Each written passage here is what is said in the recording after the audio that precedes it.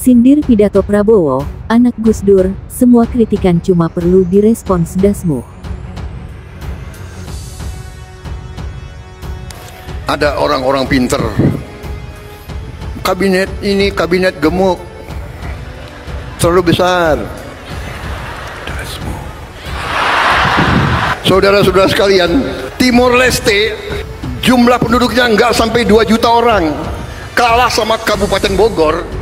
Kabinetnya itu 28 orang, nggak sampai, lebih kecil dari Kabupaten Bogor. Kabinetnya 28 orang. Kita seluas Eropa 27 negara. Dia punya 27 menteri keuangan, 27 menteri dalam negeri, 27 menteri luar negeri, 27 panglima. Kabinet gemuk. Nggak peduli saya disebut apa, yang penting hasilnya. Jadi gini, rulesnya cuma satu. Menurut pemerintah, apapun yang semua kritikan terhadap pemerintah hanya perlu direspon dengan dasmu. Hei maling-maling, hei koruptor-koruptor, Prabowo tidak pernah akan gentar menghadapi kalian. Hei para koruptor atau yang merasa pernah mencuri dari rakyat, kalau kau kembalikan yang kau curi, ya mungkin kita maafkan, tapi kembalikan dong. Ya, omon-omon gitu. Katanya ada yang bilang kabinet kita gemuk, kabinet kita besar, gitu katanya. Terus yang menarik adalah untuk merespon itu, beliau membandingkan Indonesia dengan Timor Leste. Beliau bilang Timor Leste aja itu lebih kecil dari Kabupaten Bogor, menterinya 28. Timor Leste tuh lihat, negaranya, orangnya lebih kecil daripada Kabupaten Bogor. Gitu katanya Pak Prabowo. Pak Prabowo ngomong itu seakan-akan itu adalah argumen yang valid. Ya Pak, ngapain bandingin sama Timor Leste? Baru juga jadi negara kemarin Pak, baru. Ngapain kita membandingkan cara kita menjalankan kehidupan dengan bayi? Bayi juga belum ngerti banyak, bayi belum tahu banyak, bayi mah banyak salah, banyak ngaconya, banyak kekurangannya, banyak nggak benernya, namanya juga bayi. Ngapain kita belajar dari bayi?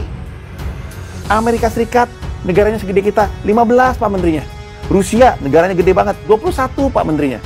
Bapak kemarin melantik 100 pejabat, di mana setengahnya adalah menteri, lalu wamen, lalu pejabat setingkat dengan menteri.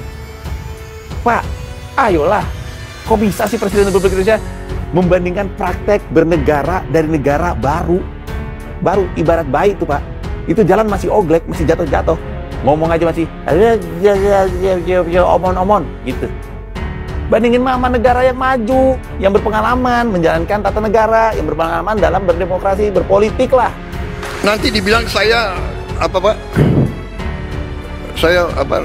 Dikendalikan Pak Jokowi. Cawe-cawe.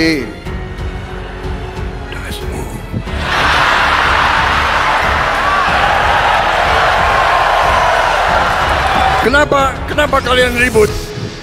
Kan saya nggak ngomong apa-apa. Bener?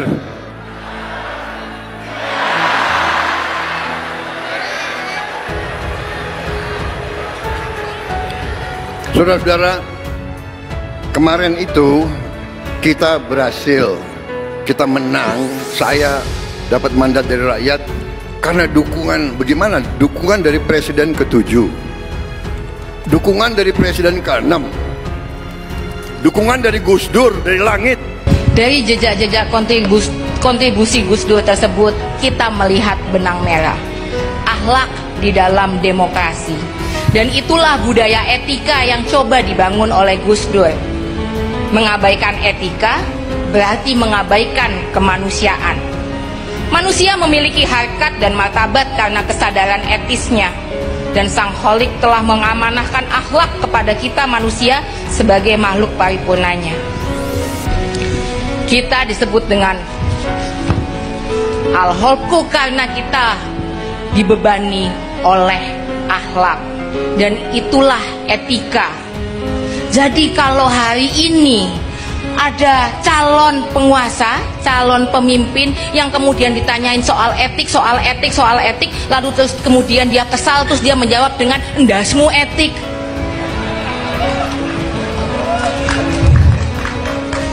Maka kita tahu bagaimana ia meletakkan harkat dan martabat bangsanya. Karena etika adalah soal menjaga harkat dan martabat bangsa ini. Kepada Bapak Presiden Republik Indonesia, Pak, kalau misalnya ada yang mengkritik Bapak, pasti ada dasar dan juga tujuannya, Pak. Dasarnya karena pemangkasan anggaran yang Bapak lakukan itu tidak dibarengi juga dengan pemangkasan kabinet Bapak yang gemuk banget, Pak. Tujuannya ya biar membersamai pemerintahan Bapak, biar pemerintahan Bapak lebih bagus lagi, Pak. Loh, kok ini malah dinyinyirin sampai bilang dasmu. Akhirnya kan bener juga, Pak, statement yang bilang kalau Bapak mau mangkas anggaran, mau melakukan efisiensi anggaran, ya dimulai dulu dari kabinet Bapak yang gemuk itu, Pak, dipangkas gitu, Pak. Terus lagi Bapak pakai bandingin Indonesia dengan negara Timur Leste yang Bapak sendiri saya yakin tahu, Pak, kalau itu nggak apple to apple. Kalau mau bandingin ya bandingin sama Amerika, sama China yang secara populasi aja tuh besar juga gitu, Pak, sama kayak Indonesia. Lagian juga kan Timur Leste bukan negara maju, Pak. Kita kan butuh role model dari negara maju supaya negara kita tuh jadi negara maju juga. Ya sekarang masyarakat tuh udah nggak bodoh, Pak, tahu mana negara yang harus dijadiin role model, mana yang bukan. Dan saya yakin bahkan Timur Leste pun tuh nggak ada, Pak, di kepala dari masyarakat untuk dijadikan role model. Ya jujur ya, Pak, ya dengan Bapak nanggepin hal-hal receh kayak gini, saya lihat Bapak tuh jadi kayak orang yang anti kritik, terus jadi orang yang frustasi, nggak tahu mau jawab apa gitu. Ya kalau saran dari saya sih mendingan sekarang Bapak sama kabinet Bapak tuh fokus kerja aja, Pak, yang bener. Buktiin kalau misalnya kebijakan-kebijakan yang Bapak lakukan gitu ya, itu bisa membuat masyarakat lebih sejahtera. Tapi kalau masalah efisiensi saya mau jawab. Jadi gini, saya sejak awal juga sudah mengatakan kepada Kementerian Pertahanan bahwa saya tidak akan mengambil gaji atau apapun itu yang sifatnya material untuk saya pribadi sama sekali. Saya tidak akan mengambil apapun, tidak akan. Kenapa? Karena pertama, saya tahu bahwa saya tidak membutuhkan itu. Kedua, saya tahu bahwa masyarakat lebih membutuhkan tersebut. Dan kalau mau bicara gaji dan sebagainya, saya juga banyak kok bantu orang, tapi nggak saya kontenin ya. Dan kalau mau bicara saya ngambil gaji, coba Anda cek saya bayar pajak setahun berapa, silahkan dicek. Sekalian cek net worth saya berapa. Jadi saya nggak ngambil gaji, materi apapun nggak akan saya ambil. Tenang aja, tenang, tidak akan saya ambil. Oke? Nggak akan saya ambil. Ya kalau buat saya kan, kalau itu mas-mas yang tadi ada di akhir, bapak-bapak yang tadi di akhir video itu, pertanyaannya penting banget, dia ada di dalam struktur kabinet menjadi bagian dari pejabat publik.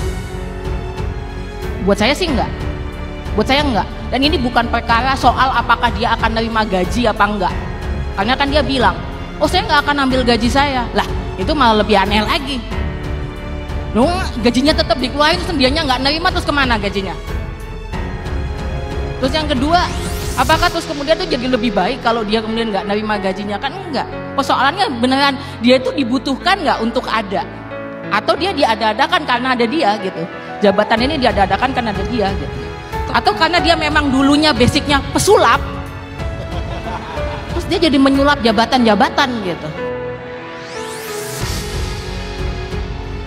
Anak bungsu mantan Presiden Abdurrahman Wahid alias Gus Dur, Inaya Wahid, turut merespons pidato Presiden Prabowo Subianto di acara perayaan HUT ke-17 Partai Gerindra. Pidato yang kini menjadi perbincangan di media sosial tersebut merekam momen saat Prabowo Subianto mengucapkan kata "dasmu" di hadapan para tamu undangan. Kata itu keluar saat Prabowo Subianto menanggapi kritik masyarakat yang menyebut Kabinet Merah Putih sebagai kabinet gemuk.